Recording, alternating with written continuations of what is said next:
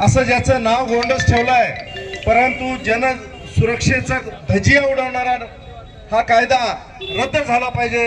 यासाठी इथे आंदोलनात जमलेले सर्व महाविकास आघाडीचे नेतेगण, पदाधिकारी, कार्यकर्ते आणि बंधूंनो, आपण नुकतंच पाहिलेलं आहे, गेल्या वर्षी बांगलादेश आणि काल नेपाळमध्ये जे काही घटना घडलेल्या आहेत, केवळ त्या मागे आवाज जनतेचा दाबल्यामुळं हे घटना या ठिकाणी घडून तिथले सत्ताच्युत झालेले आहेत।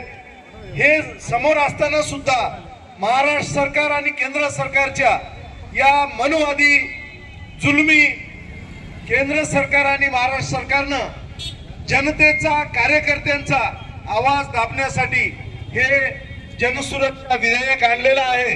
त्या विधेयकाला स्वातंत्र्य संग्रामात ज्याप्रमाणे सहभागी झालेलो होतो आपण, त्याप्रमाणे या कायद्याला जर विरोध करून कायदा परत केला नाही तर नक्कीच या देशातील लोकशाही, या देशात संविधान हे धोक्यात आहे।